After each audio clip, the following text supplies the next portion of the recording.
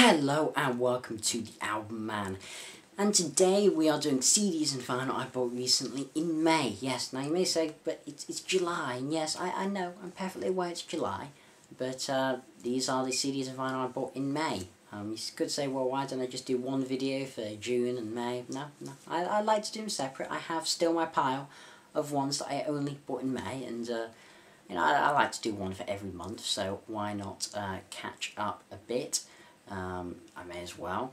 So, a variety of CDs and vinyl. It's particularly interesting stuff. You see, in May I went to Berlin, and I'd like to tell you, Berlin is one of the best cities I've ever been to in my life for music, to buy music, particularly vinyl. I mean, they have these flea markets which are just amazing. If you ever go to Berlin, and it's not in like the winter or something, then you have to visit one of these flea markets. They just have so much amazing vinyl. It's certainly really quite expensive in the UK, but a lot cheaper, which is always nice. And yeah, just an abundance, just so many vinyl stores. Never seen so many vinyl stores in a flea market before. It's just amazing. And for CDs it's good as well. It really is just fantastic, these markets, so definitely highly recommend. If you like collecting vinyl, CDs, check out markets in Berlin. They're just wonderful.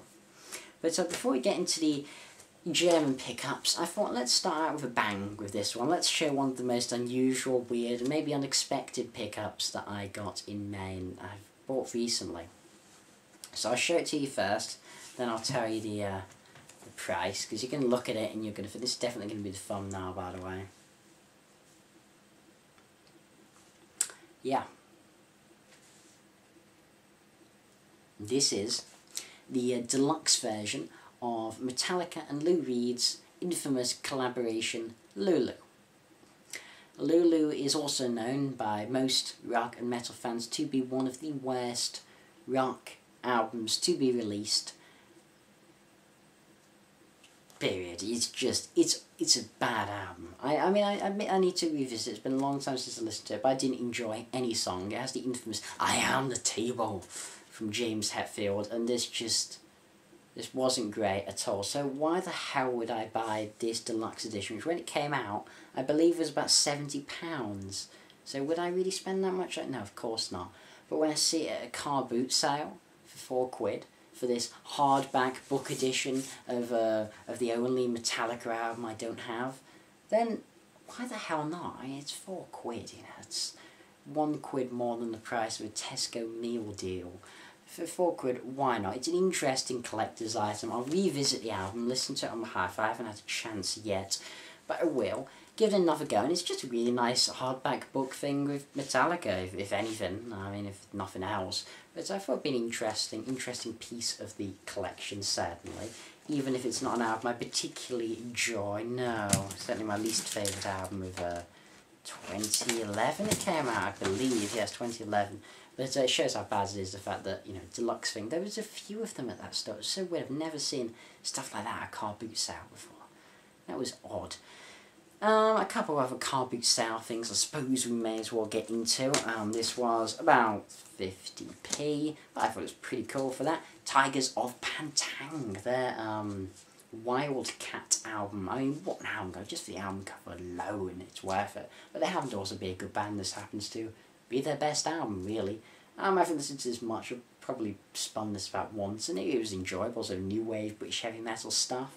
Not as good as Saxon or, of course, Iron Maiden or something like that, but enjoyable nonetheless. Definitely decent. Not as good as Angel Witch. I've been listening to Angel Witch a lot.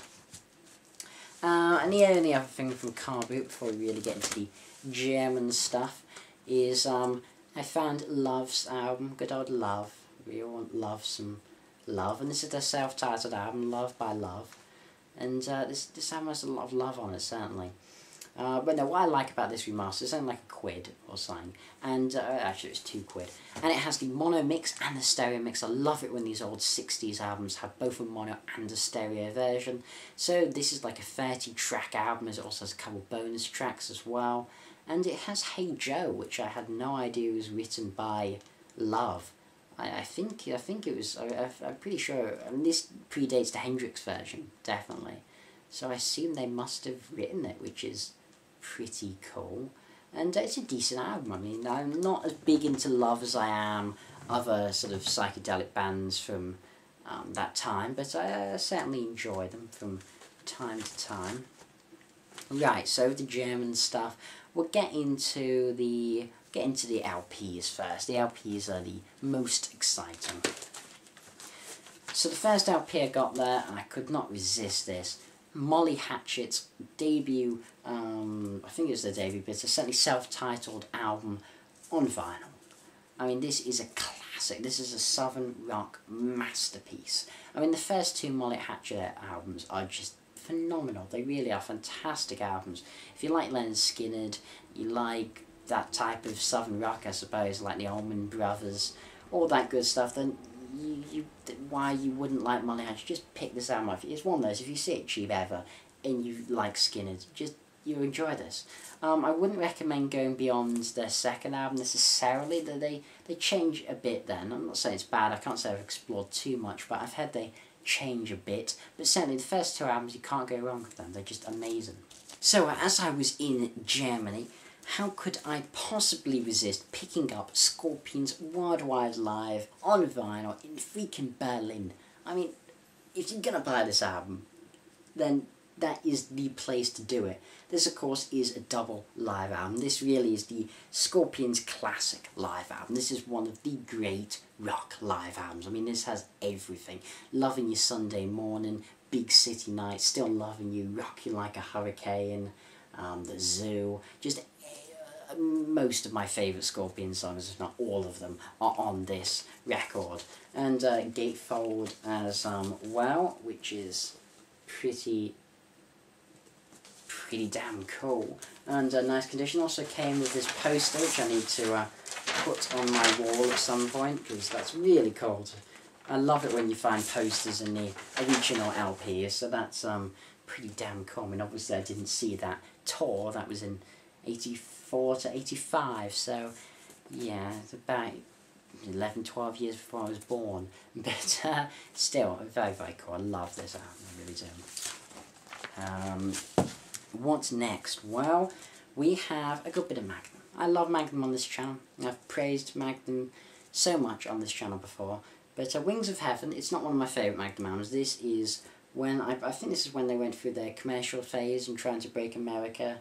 But this still has Days of No Trust, Wild Swan, which are two great songs, and then Don't Wake the Lion, which 10-minute song. I have to say I haven't listened to this song, but damn, a 10-minute song. Gonna have to listen to that. Now I haven't got around to this yet. I have a big backlog of LPs, but I'll definitely get to Magnum. This was a bit of a weird one to go for. This was like it's cheap. It's why not? Okay, I'll show you. Five Bridges by The Nice. Now, all I knew about The Nice was that they had Keith Emerson, and all I know about Keith Emerson was Emerson, Lake and Palmer, I practically the whole discography on vinyl. In fact, I have the whole discography now. Well, okay. I have the whole good discography. I certainly don't have Love Beach or whatever the crap that album is. Yeah, I have the good stuff, let's put it that way. Most of it on vinyl. So, this, I don't know what the hell to expect from this. I mean, is this instrumental? No, it has words, actually. Again, I haven't got around to this yet. It's at the top of my list, some weird experimental thing, but this has movements on it. It seems to have a concept to it, and it looks weird and proggy and 70s. So I'll give it a go. I love weird, proggy 70s stuff.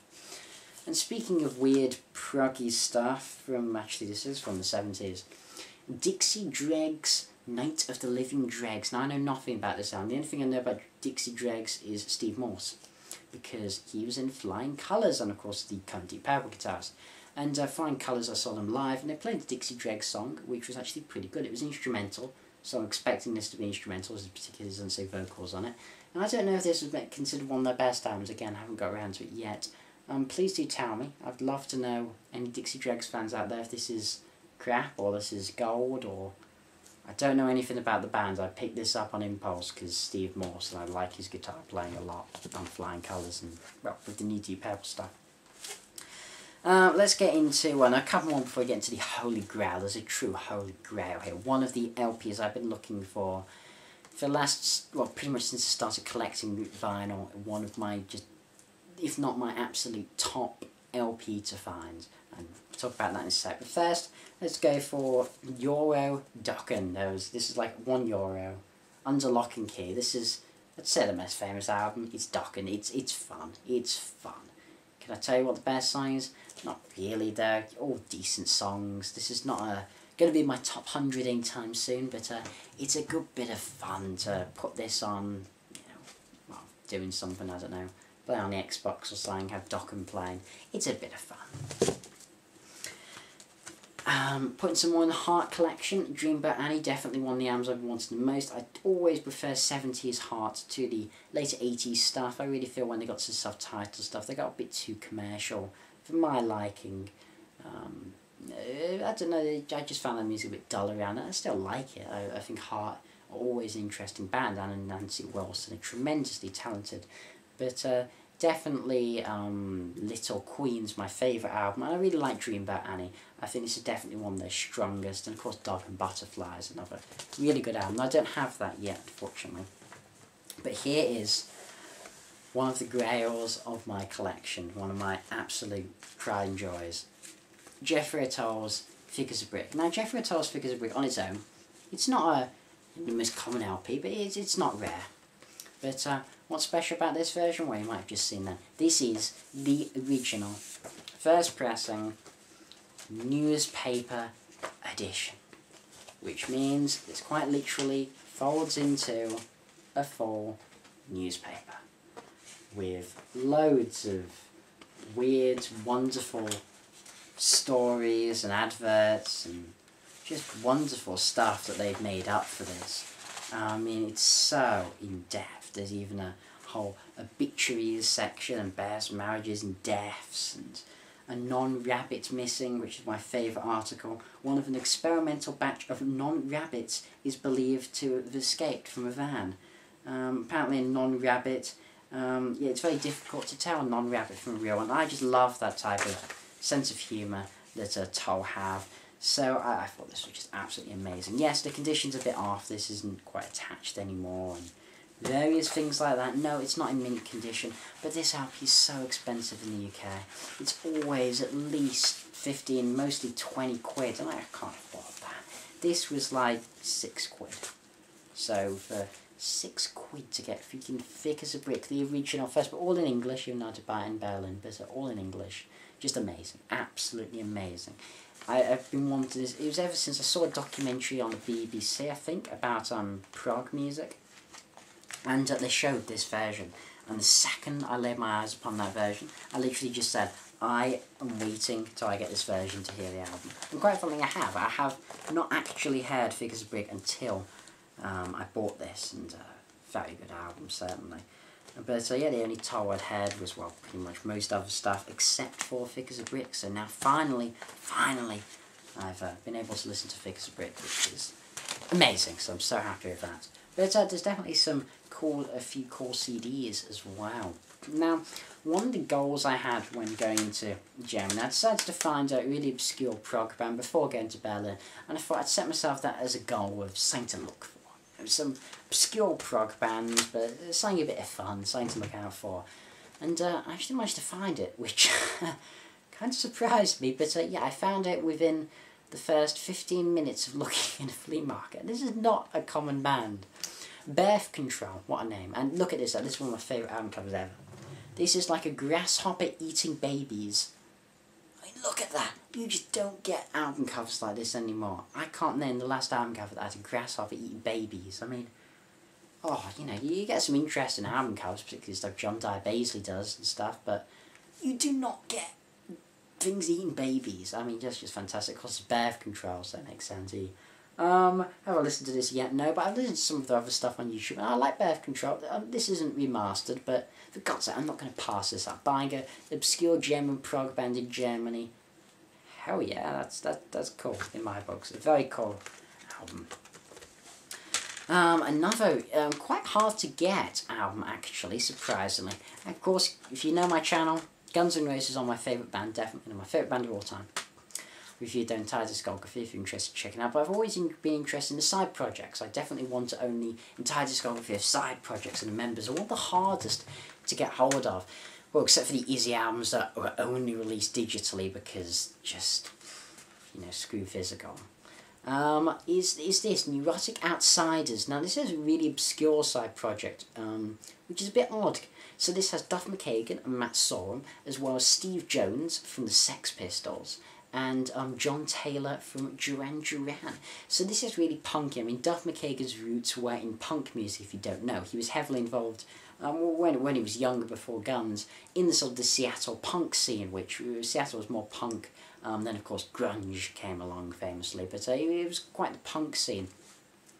And he was involved in that, and this definitely shows some of the punk roots. So, of course, Steve Jones. I think Steve Jones and Duff, they both perform vocals, and this is a good song, good album even. I definitely recommend songs like I'm Always Wrong, Nasty Hose, pretty good even though the name's a bit weird. But, and Story of My Life, I really like that song as well. This is just a really solid album. Unfortunately, it's about like 20-25 quid I found on Amazon. I bought this for €4, which I thought was a steal. So yeah, really pleased to get this, which was odd because the thing is, right, 1 week before going to Berlin, I'd only discovered about this album. Because I was just looking up some supergroups, and I came across Rustic Outsiders, and it said, oh, Duff McKagan, Steve Jones, and Matt Sorum. It's like, how have I never heard of this supergroup before? Freaking Duff McKagan, Matt Sorum, and Steve Jones. Oh my god. And so I thought, okay, well, I want to get this. Look on Amazon, it's like 20-25 quid from sellers, and it's like, oh, well, I'll put that on my save later in case it ever goes cheaper. And then what do? Find it in Berlin for €4. Snapping that up in a heartbeat. The only other thing I bought in Germany was they had so many copies of this, it's not even funny, but it's a Slayer's Christ Delusion. Is this one of the best albums? No, I'm not a massive fan of more modern Slayer, but it is decent. It's a decent Slayer listen.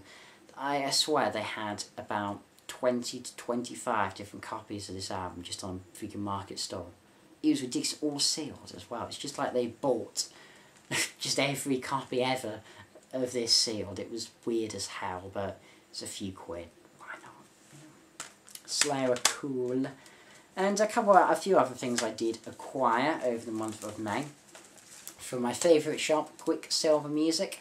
This was £2. The I Might Be Wrong live recordings by Radiohead. Radiohead's only official live album, which is a shame. I wish Radiohead had done a full double live, and hopefully in the future they will, because live they're such a great band. I've watched performances on YouTube, and this album has a lot of promise. It's not my favourite set list. I mean, this has nothing from OK Computer or the Bends.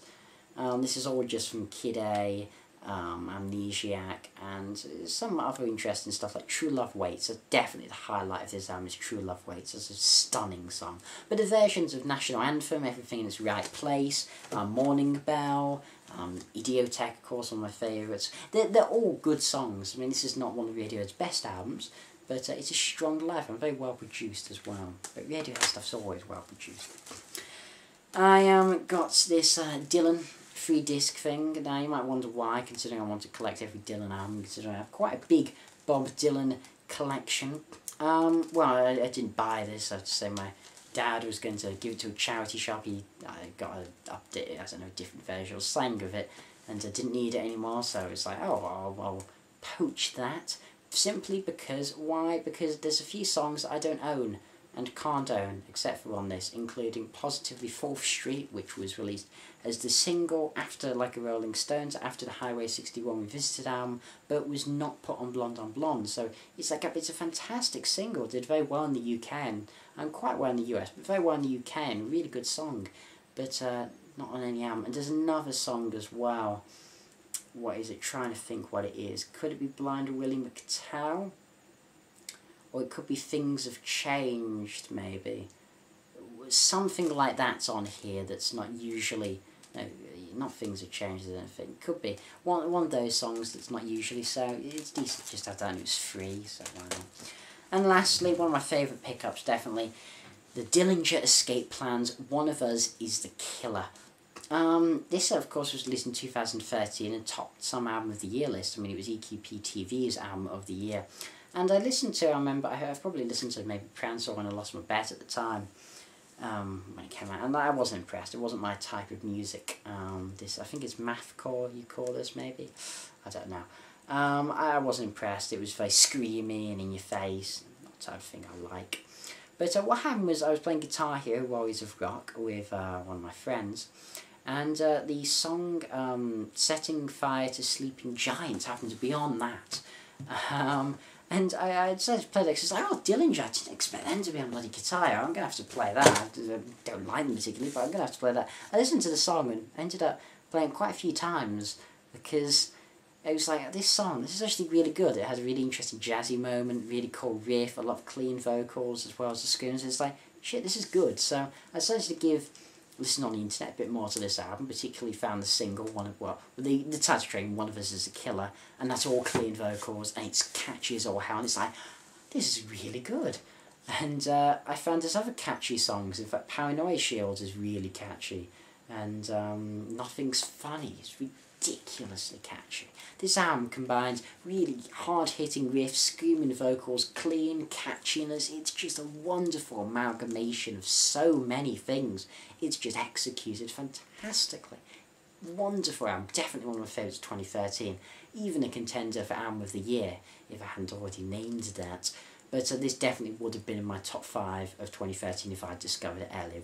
Wonderful album, I'd recommend it to anyone. Particularly start the track One of Us is the Killer to get you into the band. I also listened to Setting Fire to Sleeping Giants as well. And then maybe move into Nothing's Funny. I wouldn't start prancing when I lost your bet if you're not into screaming vocals because they might put you off, and that wouldn't be too great. But yeah, Nothing's Funny, Paranoia, Shields, and One of Us is the Killer, and Setting Fire to Sleeping Giants, which is from a different one of their albums, Miss Machine, I believe. So yes, this has been my CDs and vinyl I bought recently for May. As you can see, quite a lot. I can also see, looking at the path for June, we've got quite a lot to cover then, and even July is doing well. So yes, this has been the TheAIbumMan. Thanks for watching, comment, subscribe, and as usual, long live rock and roll.